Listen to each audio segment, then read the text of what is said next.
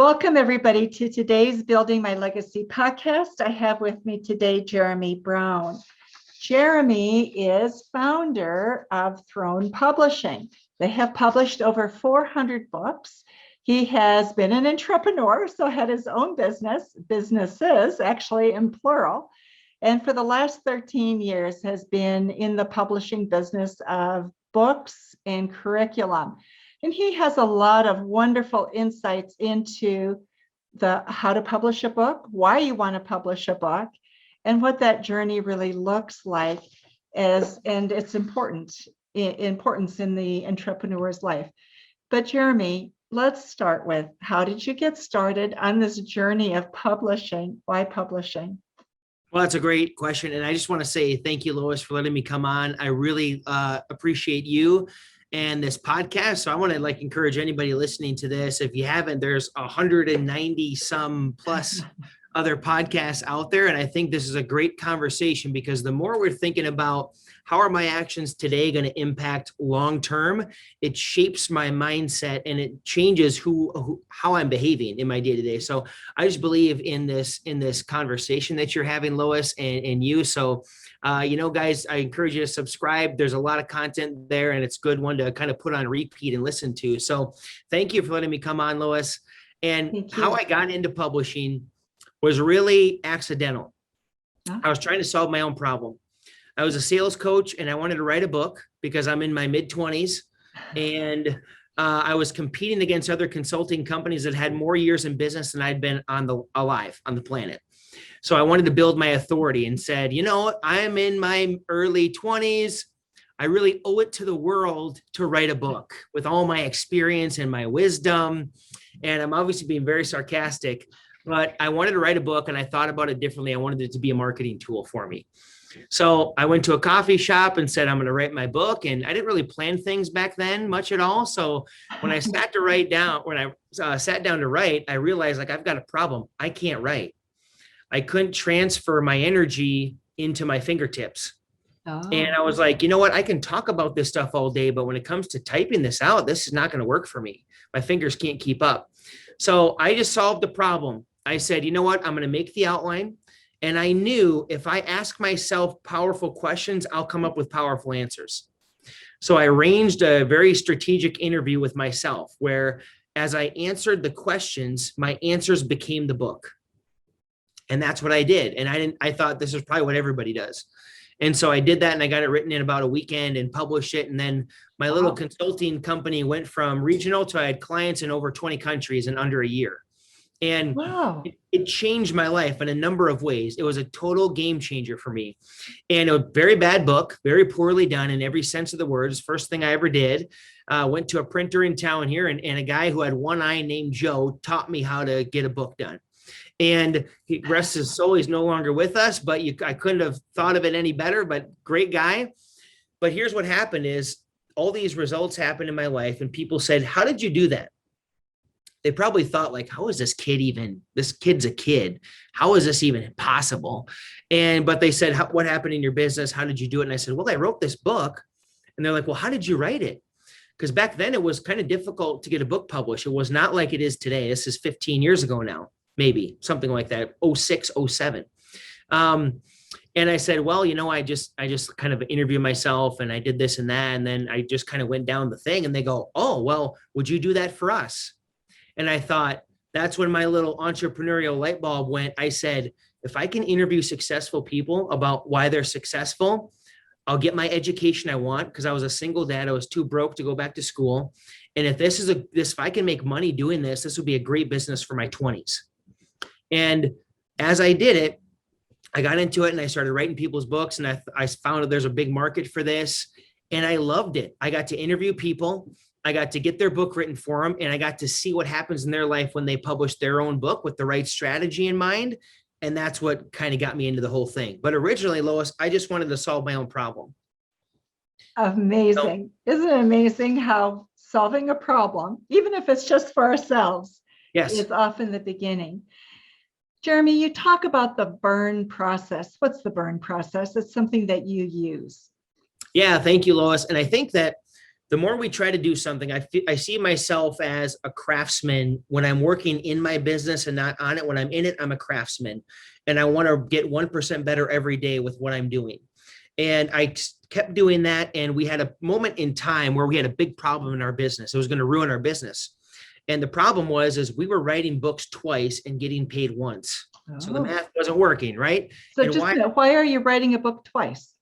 Great question. Here's what was happening is when I write a book with somebody, what we do is we interview them, they talk, and I have a writer in the room that's capturing their words right in the room, and a book gets written in a day. Somebody wrote a book sitting right there yesterday in a day. They were talking, the writer was on Zoom, book's done. So we are doing that. The better we got at interviewing somebody, Lois, the more transformational it was for that person who was being interviewed. And as they're talking, we started to notice there is transformation happening right in front of us as they're doing this.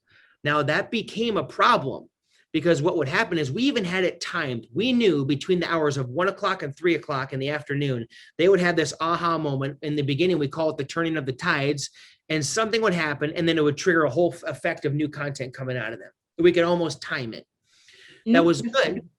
Yeah, it was great because my wife and I, we love seeing people transform their lives. That's why we're in the business. If we were just in it to publish books, we would have quit then because I'm like, yeah, their lives are changing, but the math doesn't work. This is bad. But we sat down for 2 days, my wife and I, and we had 6 other people in the room with us. And we went through the whole process from front to back, got it out of our head, got it on paper. And it was a big, long whiteboard all the way across a big, long room. And we had everything written out. And there was one little dot that said, this is where I make the outline. And my wife goes, what do you do there? People come in, they tell you all this stuff. You go into a room for 4 hours and you come out, there's a whole book outline that's 30 pages long that nobody knows how it got written and everybody loves it. How do you do that? And we began to reverse engineer what I very naturally did on my own. And this is what we do with a lot of our authors. We reverse engineered something that was naturally happening. We created the B.U.R.N process out of that. The B.U.R.N process is if we throw a bunch of materials into a fire, only the things of lasting value withstand the flames. You're going to have diamonds, gold, and steel. We liken that to when somebody comes in and they're like, hey, I've got a story, I've got ideas and content. Where do I begin? What goes in the book? What should I put out? How do I know where my very best stuff is? We take all their ideas, all their content, their whole life story, and we burn it. We throw all the materials into a fire so that the things of lasting value can withstand the flames. The diamonds that display beauty through testimony, the steel that gives strength, and the gold that is valuable to other people. And that's a process we run everybody's books through to find their very best. Because whether you're in business, whether you're writing a book, you want to bring your very best to the table. And everybody is made that you have things that you know how to do that you think everybody could probably do, or they're normal and natural to you, but they're not normal and natural. They're very distinct. No man or woman has taught you these things, but you can do them. You know them. And there's a reason for that. But we've got to take the time to look at it and process it and even reverse engineer it, and we burn it. And that's how we find people's very best stories and very best content. Okay, so I'm visual.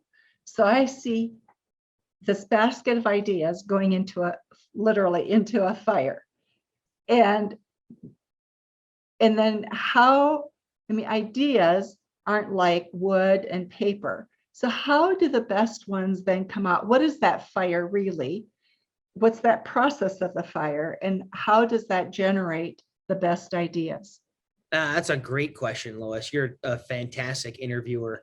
There's a process to it, and then there's the process, and then there's an experience. So the experience is this: somebody comes with me for a day, and for one day, I'm one-on-one with them. I hear their entire life story and all of their ideas. We throw it all on the table. I have to hear their life story, even if their book is not about their life story, because there's so many things that we can extract from their life that they think, yeah, I went and did this over here, and I'll give you an example in a second, that they think is normal and natural, not a big deal. It's actually one of God's things in their life that he says, here's this thing I gave you, and you can use this experience to teach, to minister, to talk to other people in a book. And so I'll give you an example, but we hear everything. And it's a life-changing thing for people because their clarity goes from like a level 6 to a level 9 because they process their whole life out. And a lot of formation happens and with their book. So there's the experience. They're sitting down, they're heard, all their ideas are on a table. If I just show you this real quick, because I know you're visual in my office here, I'll turn this a little bit. I've got these 3 whiteboards over here, and we fill those whiteboards up. We mess around with them. We've got a little place we're sitting here. That's the experience. The process is this. Then we got to categorize it. We have to look at it. We have to find the very best. B.U.R.N is an acronym. So the B.U.R.N, every story has the B, the beginning. There's a beginning to it. And there's either a loss or a leap. A loss is this happened to me and I didn't want it or ask for it, but here it is. And there's a loss. It's a new beginning. Or I have a leap. I see there's a mountain. I'm going to climb it. There's a beginning there. The U is urgency. That now that there's been this new beginning, I must do something about it. And I act out of volition. I choose to, or I act out of necessity. I don't know where I'm going, but I can't stay here type of a moment. Those are the defining moments of our life. Those are where good books reach their readers at. The U is urgency. And then we move into R, which is refine. You then get refined in 3 ways. There are street lessons you learn in the streets through experience. There's street skills you develop in the streets, not by necessarily going to a classroom because you just had to figure it out. And then there's divine appointments, the right person at the right time with the right word. And as you look back, you may not have realized it in the moment, but you say, had I not run into that person, I don't know what I would have done. And then the N is for newness. Newness is now the conclusion, the finality of it. How does the story end? It might have ended the way I wanted to, might have been not the ending that I wanted, but there's finality and there's fullness of this experience. So we look for full, complete moments and experiences from somebody's lives that can be valuable and usable to other people. And we make that into a visual process for them and they can see their life laid out in front of them.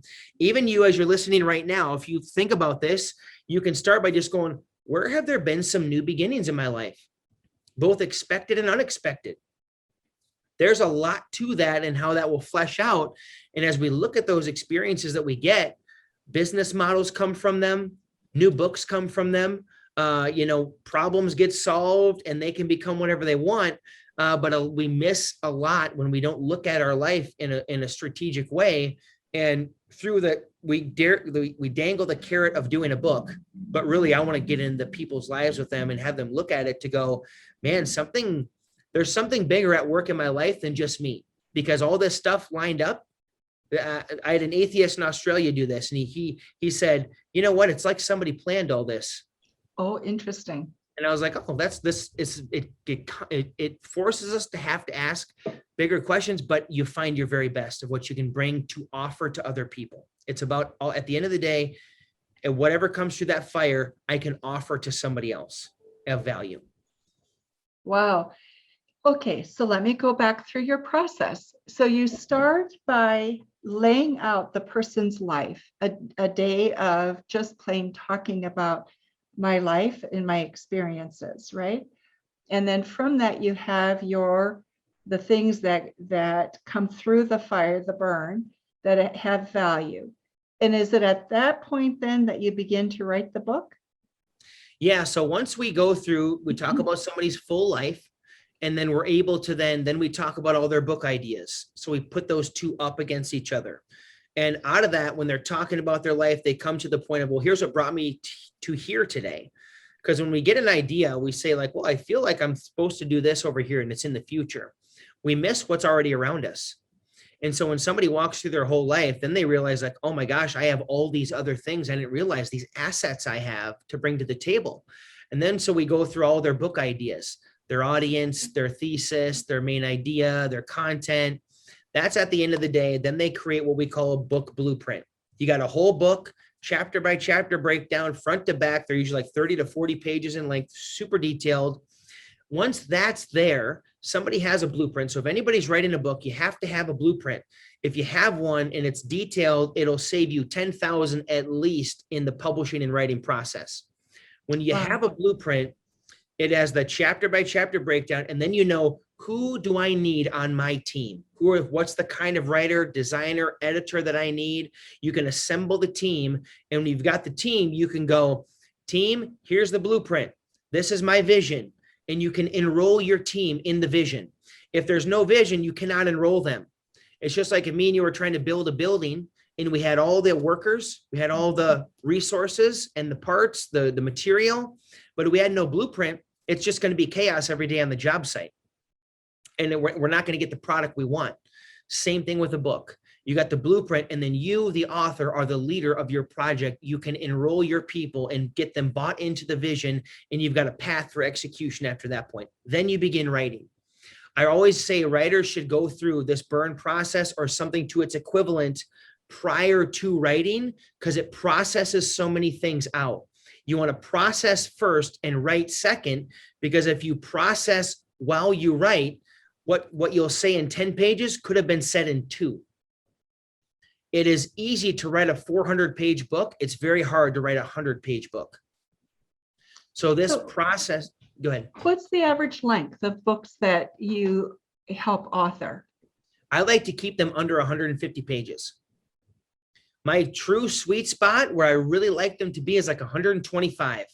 It can be read in under 3 hours, and it leaves the reader going, I got so much value from this. What else do they have? That's what you want them to say. I got value. This is incredible. What's next? What else do these guys have? That's where we want to get them to.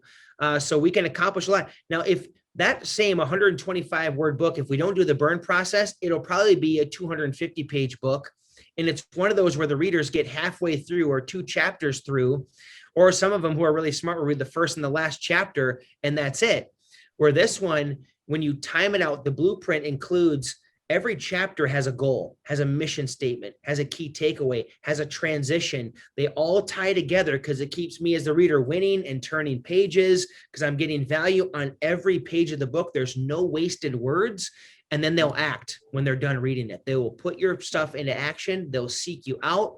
They'll do whatever you want them to do, or whatever you're calling them to do at the end of the book. Fascinating. You know, I mean, you're right. One of the hardest things as a person writing is knowing what to leave out, right? Mm-hmm. Or making a story lengthy that could be told in a very short period of time if it was done carefully, artfully. Yes.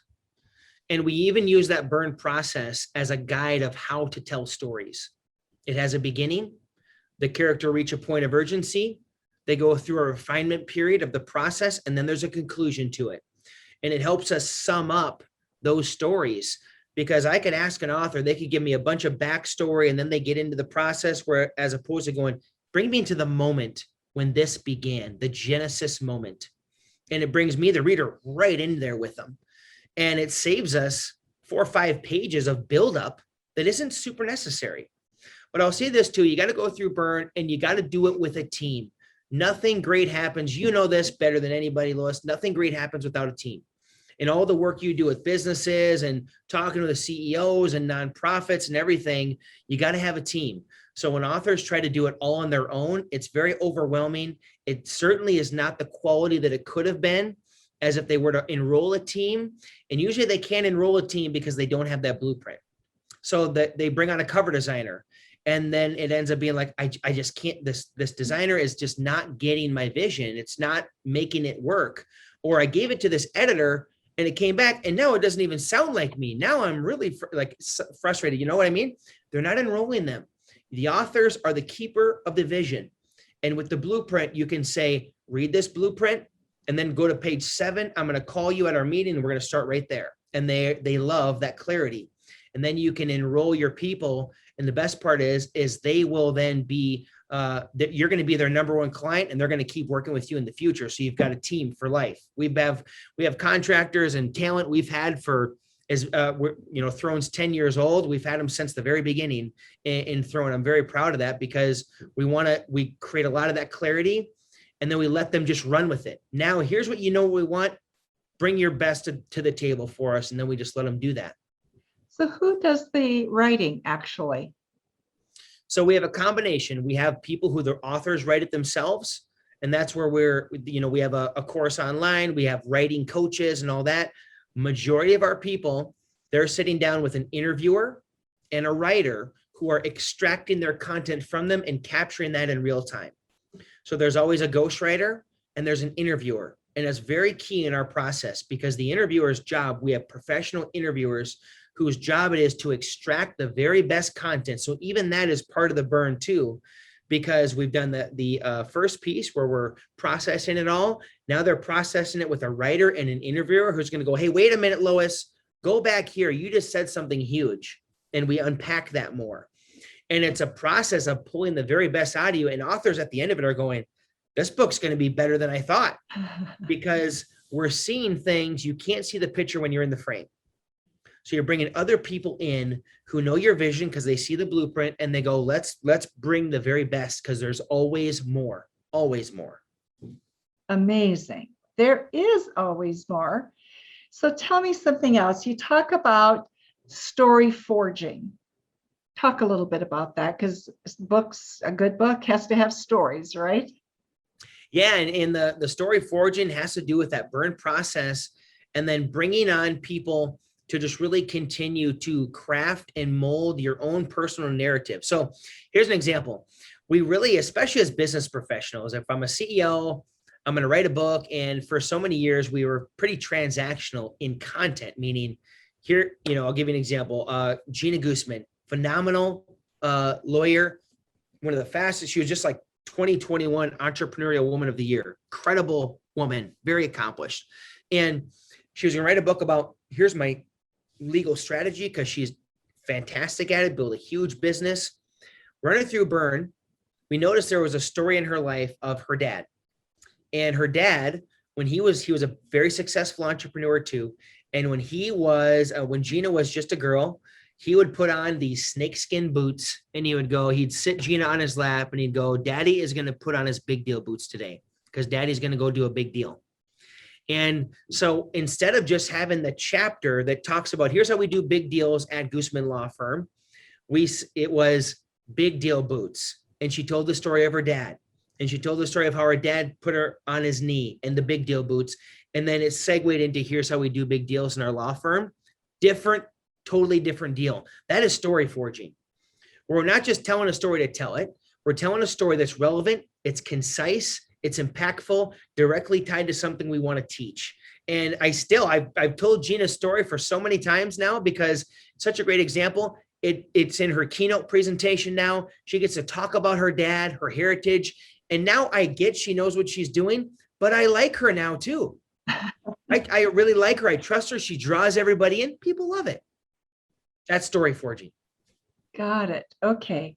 So you're right. It's doing something differently with the story in order to really have it set the stage for what it is that you're wanting to talk about. And I think too many times we just tell stories for the sake of telling stories because we're told that that's what we're supposed to do, right? Right. Yep, exactly. And then we might use one from somebody else's life or a vignette that's very popular. And if I use somebody else's story or some other vignette that's popular, it'll be good.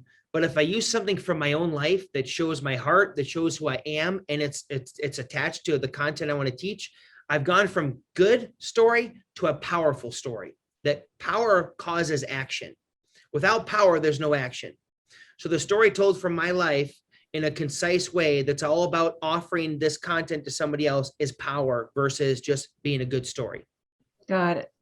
Got it. So along with that, Jeremy, people write and they publish for a reason, right? They want to be known. They want their business to grow. So how do you become an authority as a result of your writing? Because there are a lot of books that don't go anywhere. A lot of books that don't go anywhere. And I think it is, I don't want to beat the drum too hard on this, but it's because people don't sit down with a process like we're talking about. And you can do this with a best friend, with a spouse, with somebody willing to sit down and bear witness to your story.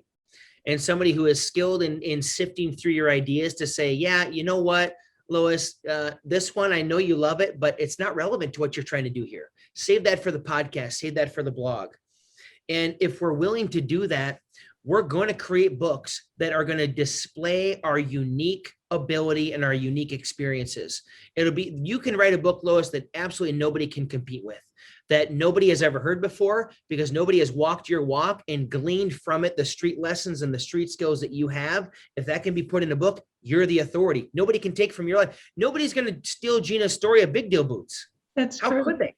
Can't do it. And that's got a lot of traction to it now. People love that.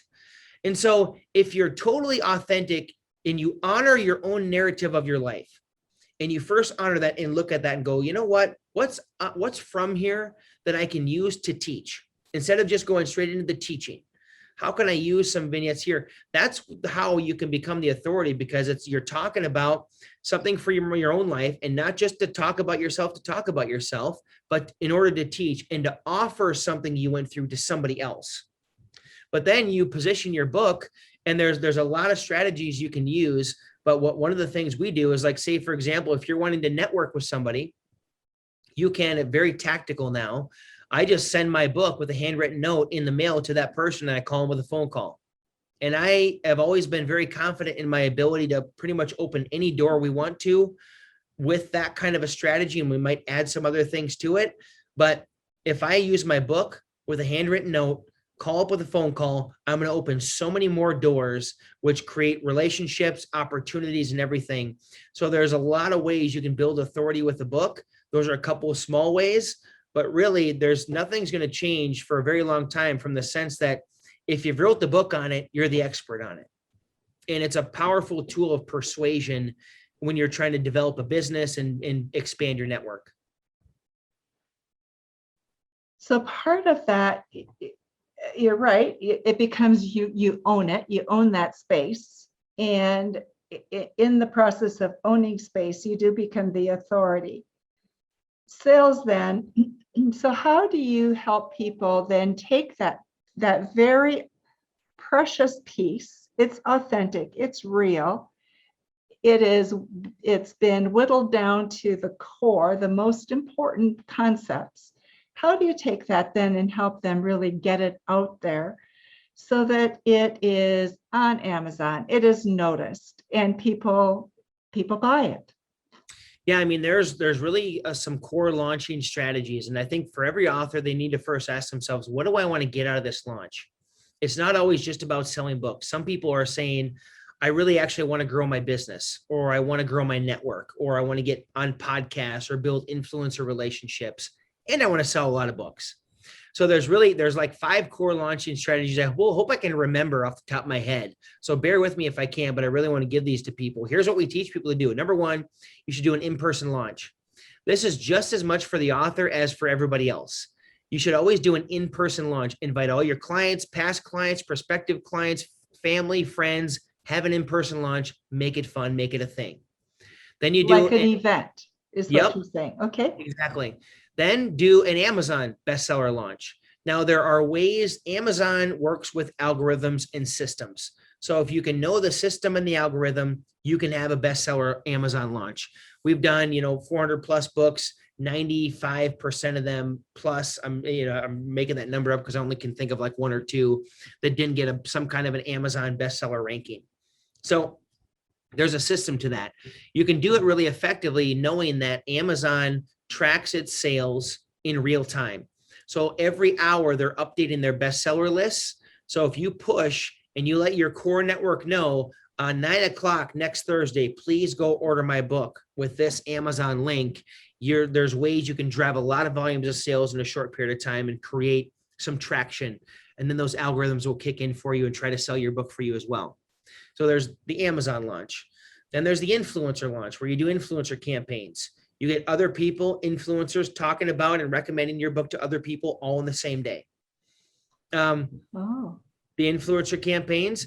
Then we do summits. Summits are where you invite multiple speakers like yourself that are complimentary to the book. You bring them on a summit. You interview them. It's a day-long event. All of the speakers that you're interviewing are also emailing their lists, and you're encouraging people to buy your book at 2 specific times during that day. There's call to action sections. So let me go back in my head. There's Amazon, there's the in-person, there's the influencer, there's the summit, and there's one more. And then there's the launch team. Okay, I was able to remember them. There's the launch team. where you gather a group of people and you're asking them to buy into the ask of, for an exchange of something exclusive, you're going to give them exclusive content, behind the scenes stuff. They're going to promote your book in a very specific way on the launch day. And so you create a team around you and you equip them with the right photos and copy and everything to do that, so that on launch day, you've got a bunch of other people. They're maybe not big influencers, but you try to get 50, 100, 200 people that are all bought into this vision, this plan of, we're all going to share this book. We're going to support this author all on the same day. Wow. Those are the launch strategies. There's a lot of other, here's what I want to challenge authors to think of. There's so many more other benefits to publishing a book than selling the book. That's like the cherry on top. That's very little revenue. I don't want authors to think about how to create $20 transactions as much as I want to say, how can we use your book to create $20, $40, $60,000 transactions by promoting your existing business using the book? That's the long tail. A book done well should be able to be used for 15, 20 years. And the most important part is, if you do a book well, you're going to get an ROI today, but your kids' will read that book and be impacted by it. It's the only marketing tool that you can get that ROI today, but your great grandkids will read it and go, man, grandma Lois she was crazy. Like, what? Wow. What? Look at all this thing she did. Look at how she thought. What does that mean about me? And that's the core question that you will get them to ask. And you're passing down identity to them in a world that is constantly battling for their identity to tell them who they are. You can play a role in that and share with them, this is how we are in our family. On that note, Jeremy, what a wonderful note to end on. But before we close, what have we missed that we should have talked about? Wow, that's a great question. I think that last thing, if we should have talked about that more, but I know that's what you're all about, is we can live today. We can, behave in such a way, treat other people in such a way, market our business in such a way that we will be proud of to share that story of 20, 30, 40 years from now. I always look at, if I'm in a tough situation, I say, a story's being told right now. I'm going to tell this story. If I was to tell this story in 40 years, in 30 years, 20 years, how would I want to tell it? And then I behave in such a way that I would want to tell the story of 20 years from now. And that's why I love what you're doing with this podcast and this whole conversation, is you're getting us to think long-term, which solves a lot of problems in our lives and creates good, healthy people and healthy businesses. Healthy businesses and healthy people. Isn't that what we really want to strive for? Amen. Jeremy, thank you so much for your time today and for being on Building My Legacy podcast. Hey, it's my pleasure. I'm so happy to be here, Lois. I really appreciate you and what you're up to. And I want to encourage people again, get this, subscribe to it if you like it, write a review on iTunes. Share this with your friends. It's a great podcast. Look in the very back episodes too. I saw some pretty good, I'm going to call them oldies, way back in the beginning. Yeah. Check those ones out too. But this is a great podcast. I want to encourage people to subscribe. Thank you so much. And for those of you who are listening today, we will have information about Jeremy in the show notes. And so please visit him and his website, especially if you're thinking about a book right now, because what an opportunity to have a great resource. So thank you all for listening and being with us today on Building My Legacy podcast. Thank you for watching my video. Don't forget to like, subscribe, and click the bell button above. Leave comments. We'd love to hear what you think. And visit our other social media links as well. Thanks much.